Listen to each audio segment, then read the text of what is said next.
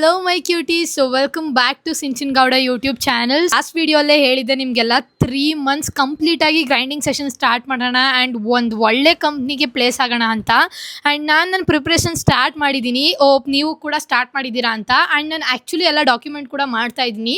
So ನಾನು probably next upcoming ವೀಡಿಯೋಸಲ್ಲಿ ಎಲ್ಲ ಕೂಡ ಪೋಸ್ಟ್ ಮಾಡ್ತಾ ಇರ್ತೀನಿ ಕಂಡು. ಈ ವಿಡಿಯೋ ನೀವೇನಾದರೂ 3rd year 4th year ಇದ್ದೀರಾ ಆ್ಯಂಡ್ ಪ್ಲೇಸ್ಮೆಂಟಿಗೆ ಪ್ರಿಪೇರ್ ಆಗ್ತಿದ್ದೀರಾ ಅಂದರೆ ಪ್ಲೀಸ್ ಡೂ ವಾಚ್ ಕಂಪ್ಲೀಟ್ಲಿ. ಏನು ಮಿಸ್ ಮಾಡಿದೆ ನೋಡಿ. ಆ್ಯಂಡ್ ನಾನು ಹೇಗೆ ಪ್ರಿಪೇರ್ ಆಗ್ತಿದ್ದೀನಿ ಆ್ಯಂಡ್ ನೀವು ಹೇಗೆ ಪ್ರಿಪೇರ್ ಆಗ್ಬೋದು ಅನ್ನೋದನ್ನ ಹೇಳ್ತಾ ಇರ್ತೀನಿ. There will be 2 types of students ಕಂಡ್ರು. ಒಬ್ರು ಬೇಸಿಕ್ ತುಂಬ ಚೆನ್ನಾಗಿ ಗೊತ್ತಿರೋರು, ಇನ್ನೊಬ್ರು ಬೇಸಿಕ್ಸೇ ಗೊತ್ತಿಲ್ದಿರೋರು. ಸೊ ಫಸ್ಟು ಬೇಸಿಕ್ಸ್ ಗೊತ್ತಿರೋರ ಬಗ್ಗೆ ಮಾತಾಡೋಣ. ಇವ್ರು ಆ್ಯಕ್ಚುಲಿ ಪೈಥಾನ್ ಆಗಿರಲಿ, C++, ಜಾವಾ ಈ ಪ್ರೋಗ್ರಾಮಿಂಗ್ ಲ್ಯಾಂಗ್ವೇಜಸ್ನ ಸೆಲೆಕ್ಟ್ ಮಾಡಿ ಅದ್ರ ಮೇಲೆ ವರ್ಕ್ ಮಾಡ್ತಿರ್ತಾರೆ. ಆ್ಯಂಡ್ ಸ್ವಲ್ಪ ಜನ ಜಾವಾ ಸ್ಕ್ರಿಪ್ಟ್ ಕೂಡ ಸೆಲೆಕ್ಟ್ ಮಾಡಿರ್ತಾರೆ, ಓಕೆನಾ.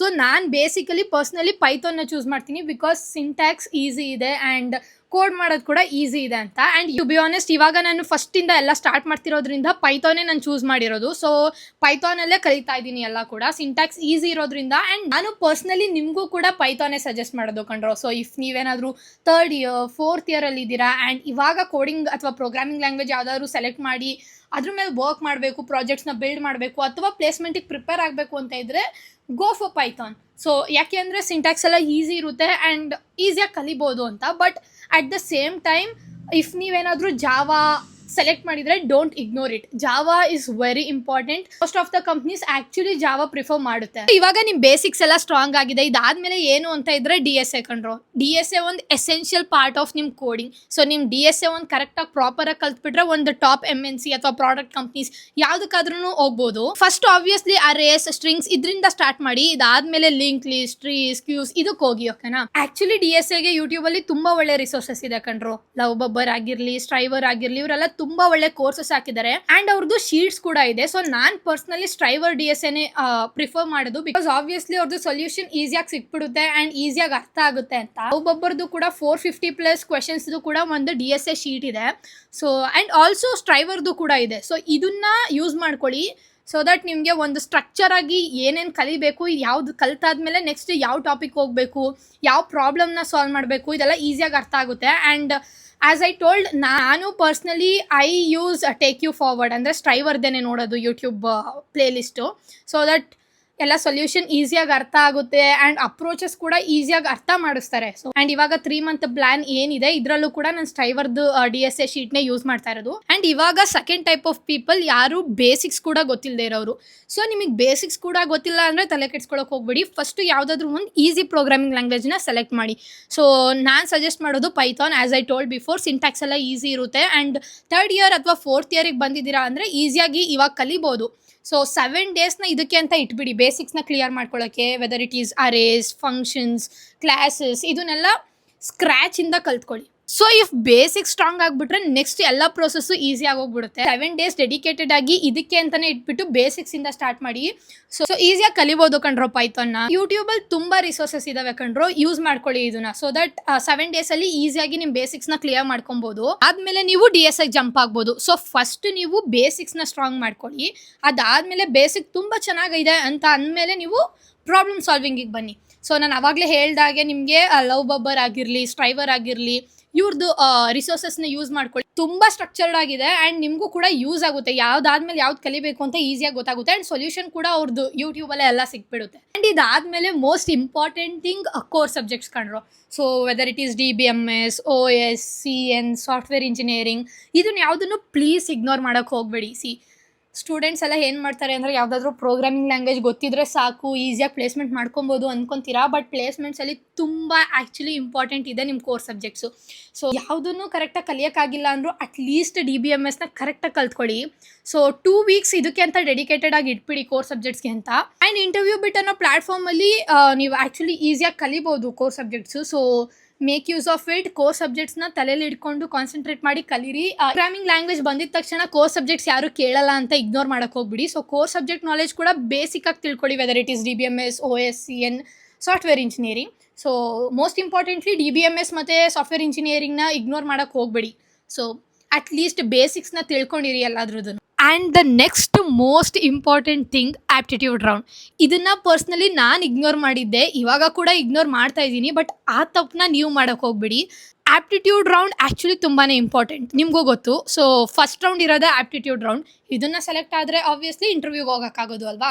ಸೊ ಆಪ್ಟಿಟ್ಯೂಡ್ಗೆ ಡೆಡಿಕೇಟೆಡ್ ಆಗಿ ನೀವು ಇಷ್ಟು ಅವರ್ಸ್ ಅಂತ ಎತ್ತಿಡೋದು ಅವಶ್ಯಕತೆ ಇಲ್ಲ. ಬಟ್ ನಿಮ್ಮದು ಪ್ರಿಪ್ರೇಷನ್ ಜೊತೆನೇ ಅಟ್ಲೀಸ್ಟ್ ಒಂದು ದಿನಕ್ಕೆ 1 ಅವರ್ ಅಂತ ಇಟ್ಬಿಡಿ ಆಪ್ಟಿಟ್ಯೂಡ್ಗೆ. ಸೊ ನಂಗೆ ಗೊತ್ತು ಈಸಿಯಾಗಿ ಆನ್ಸರ್ಸ್ ಎಲ್ಲ ಬರೆಸ್ತೀರಾ ಅಂತ, ಬಟ್ ಆನ್ಸರ್ ಬರೆಸ್ತೀರಾ ಅನ್ನೋದಕ್ಕಿಂತ ಎಷ್ಟು ಫಾಸ್ಟಾಗಿ ಬರೆಸ್ತೀರಾ ಅನ್ನೋದು ಇಂಪಾರ್ಟೆಂಟು. ಸೊ 4 ರೌಂಡ್ ಇರುತ್ತೆ: quantitative, logical reasoning, verbal and programming.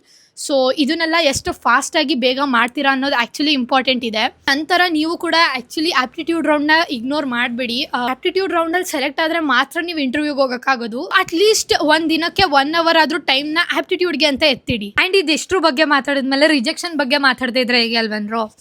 So ತಲೆ ಕೆಡ್ಸ್ಕೊಂಬಿಡಿ, rejections common. It's okay to get rejected ಕಣ್ರೋ.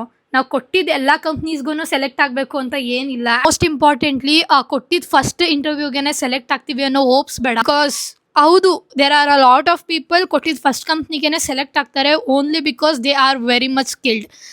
ಆ ಥರ ಸ್ಕಿಲ್ಸ್ ಅವ್ರ ಹತ್ರ ಇರುತ್ತೆ, ಅದಕ್ಕೆ ಅಂತಲೇ ಅವ್ರು ಸೆಲೆಕ್ಟ್ ಆಗಿರ್ತಾರೆ ಅಲ್ವಾ. ಸೊ ಇಟ್ಸ್ ಓಕೆ, ಇದಿನ್ನೂ ನಮ್ಮ ಲರ್ನಿಂಗ್ ಫೇಸ್ ಅಲ್ವಾ.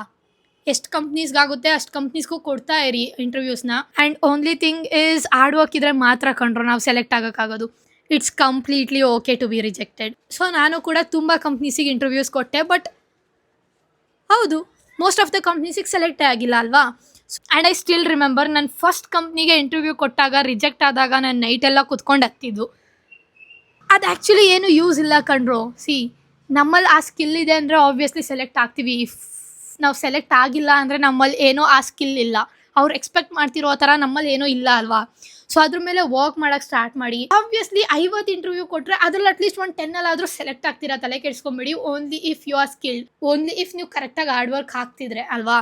ಸೊ ಇವಾಗ ನಮ್ಮ ಕಾನ್ಸಂಟ್ರೇಷನ್ ಎಲ್ಲ ಕಂಪ್ಲೀಟಾಗಿ ಪ್ರಿಪ್ರೇಷನ್ ಕಡೆ ಇರಲಿ, ಅದಾದಮೇಲೆ ರಿಜೆಕ್ಷನ್ ನೋಡೋಣ. And also most of the students ನೀವೆಲ್ಲ ತುಂಬ ಗಾಬರಿ ಆಗ್ತೀರಾ ಇಂಟರ್ವ್ಯೂಗೆ ಹೋಗಿದ ತಕ್ಷಣ. ಆ್ಯಂಡ್ ನಾನು ಕೂಡ ಆ ಫೇಸಲ್ಲಿದ್ದೆ. ಸೊ ತಲೆ ಕೆಡ್ಸ್ಕೊಳ್ಳೋದು ಬೇಡ. ಮಾಕ್ ಇಂಟರ್ವ್ಯೂಸ್ ಕೊಡ್ತಾ ಇರಿ. ಸೊ ಡಿಸ್ಕಾರ್ಡ್ ಕಾಲ್ಸ್ ಆಗಿರಲಿ, ಇದರಲ್ಲಿ ನಿಮ್ಮ ಫ್ರೆಂಡ್ಸ್ನ ಇಂಟರ್ವ್ಯೂವರ್ ಥರ ಮಾಡಿ, ನೀವು ಇಂಟರ್ವ್ಯೂ ಕೊಡೋರ ಥರ ಹ್ಯಾಕ್ ಮಾಡಿಕೊಂಡು ಮಾಕ್ ಇಂಟರ್ವ್ಯೂಸ್ ಕೊಡ್ತಾ ಇರಿ. ಸೊ ದಟ್ ನಿಮಗೂ ಕೂಡ ಆ ಕಾನ್ಫಿಡೆನ್ಸ್ ಬಿಲ್ಡ್ ಆಗುತ್ತೆ. ಇಂಗ್ಲೀಷ್ ಪರ್ಫೆಕ್ಟಾಗಿ ಬರಲಿಲ್ಲ ಅಂದರೂ ಪರವಾಗಿಲ್ಲ, ಅಟ್ಲೀಸ್ಟ್ ಅವ್ರಿಗೆ ಏನು ಅರ್ಥ ಆಗ್ತಿದೆ ಅರ್ಥ ಮಾಡ್ಸೋಕ್ಕೆ ಟ್ರೈ ಮಾಡಿ, ಓಕೆನಾ. ಹೇಳ್ತಾ ಇರೋ ಹಾಗೆ 3 months ಕಂಪ್ಲೀಟಾಗಿ ಇದಕ್ಕೆ ಅಂತಲೇ ಇಟ್ಟಿದ್ದೀನಿ. ಸೊ ಫಸ್ಟಿಂದ ಸ್ಕ್ರ್ಯಾಚಿಂದ ಎಲ್ಲ ಕಲಿತಾ ಇದ್ದೀನಿ. ನನ್ನ ಜೊತೆ ನಾನು ಅವಾಗಲೇ ಹೇಳ್ದಂಗೆ ನೀವು ಕೂಡ ಕಲಿತಿರ್ತೀರ. ಆ್ಯಂಡ್ ಆ್ಯಕ್ಚುಲಿ ನಾನೆಲ್ಲ ಡಾಕ್ಯುಮೆಂಟ್ ಮಾಡ್ತಾ ಇದ್ದೀನಿ ಆ್ಯಂಡ್ ನಿಮ್ಮ ಜೊತೆ ಕೂಡ ಶೇರ್ ಮಾಡ್ತೀನಿ ಕಣ್ರೋ. ಸೊ ಪ್ರಿಪ್ರೇಷನ್ ಜರ್ನಿ ಹೇಗಿದೆ, ನೀವೇನು ಕಲಿಬೇಕು, ಇದ್ರ ಬಗ್ಗೆ ಎಲ್ಲ ಕಂಪ್ಲೀಟಾಗಿ ನಾನು ಹೇಳ್ತಾ ಇರ್ತೀನಿ. ನಾನು ಪರ್ಸ್ನಲಿ ಒಂದು ಪರ್ಟಿಕ್ಯುಲರ್ ರೋಲ್ಗೆ ಅಂತ ಪ್ರಿಪೇರ್ ಆಗ್ತಾ ಇದ್ದೀನಿ ಕಣ್ರೋ. ಸಿನ್ಸ್ ನಾನು ಫಸ್ಟಿಂದನೂ SQL ಮೇಲೆ ಸ್ವಲ್ಪ ಜಾಸ್ತಿ ಇಂಟ್ರೆಸ್ಟ್ ಇತ್ತು ಆ್ಯಂಡ್ ಅದರಲ್ಲಿ ಚೆನ್ನಾಗಿ ಮಾಡ್ತಾ ಇದ್ದೆ SQL ಅಲ್ಲಿ. So I thought of doing something ಇದರಲ್ಲೇ. ಸೊ SQL, ಪೈಥಾನ್ ಇದೆಲ್ಲ ನಂದು ಸ್ವಲ್ಪ ಚೆನ್ನಾಗಿದೆ ಆ್ಯಂಡ್ SQL ತುಂಬ ಚೆನ್ನಾಗಿದೆ. ಸೊ ಅದಕ್ಕೋಸ್ಕರ ನಂಗೆ ಇದರಲ್ಲೇ ಕಂಟಿನ್ಯೂ ಮಾಡಬೇಕು ಅಂತ ಅನಿಸ್ತಿರೋದ್ರಿಂದ ಸೊ ಒಂದು ಪರ್ಟಿಕ್ಯುಲರ್ ರೋಲ್ಗೆ ಅಂತ ಪ್ರಿಪೇರ್ ಆಗ್ತಾಯಿದ್ದೀನಿ ನಾನು. ಸೊ ಅದ್ರದ್ದು ಕೂಡ ನಾನು ಎಲ್ಲ ಡಾಕ್ಯುಮೆಂಟ್ ಮಾಡ್ತಿರ್ತೀನಿ, ಯಾವ ರೋಲಿಗೆ ಪ್ರಿಪೇರ್ ಆಗ್ತಾಯಿದ್ದೀನಿ, ಏನೇನು ಪ್ರಿಪೇರ್ ಆಗ್ತಾಯಿದ್ದೀನಿ, ಇದ್ರ ಬಗ್ಗೆ ಎಲ್ಲ ನಾನು ಅಪ್ಡೇಟ್ ಆಗ್ತಾ ಇರ್ತೀನಿ ಕಣ್ರೋ. ಸೊ ಇನ್ನೂ ತಲೆ ಕೆಡ್ಸ್ಕೊಬೇಡಿ ಕಣ್ರೋ, ನಾನು ಇದನ್ನು ನಿಮಗೆ ಹೆಲ್ಪ್ ಮಾಡೋಕ್ಕೆ. ಸಿನ್ಸ್ ನಾನು ಫಸ್ಟಿಂದ ಇವಾಗೆಲ್ಲ ಸ್ಕ್ರ್ಯಾಚಿಂದ ಪ್ರಿಪೇರ್ ಆಗ್ತಿರೋದ್ರಿಂದ we can do it together. First ಹೋಗಿ ಸಬ್ಸ್ಕ್ರೈಬ್ ಮಾಡ್ಕೊಳ್ಳಿ. ಆ್ಯಂಡ್ ಇನ್ಮೇಲೆ ಒಳ್ಳೆ ಕಾಂಟೆಂಟ್, ಒಳ್ಳೆ ವೀಡಿಯೋಸ್ನ ಹಾಕ್ತಿರ್ತೀನಿ. ಸೊ ದಟ್ ನಿಮಗೂ ಕೂಡ ಯೂಸ್ ಆಗುತ್ತೆ. ಆ್ಯಂಡ್ ಓನ್ಲಿ ಯೂಸ್ಫುಲ್ ಆಗೋವಂಥ ವೀಡಿಯೋಸ್ ಮಾತ್ರ ನಾನು ಹಾಕೋದು. ಅದರಿಂದ ಏನೋ ಒಂದು ವ್ಯಾಲ್ಯೂ ಆ್ಯಡ್ ಆಗ್ತಿದೆ ನಿಮಗೆ ಅಂತ ಇದ್ದರೆ ಮಾತ್ರ ನಾನು ಆ ಪರ್ಟಿಕ್ಯುಲರ್ ವೀಡಿಯೋ ಹಾಕೋದು ಕಣ್ರೋ. So yes, let's go, bye.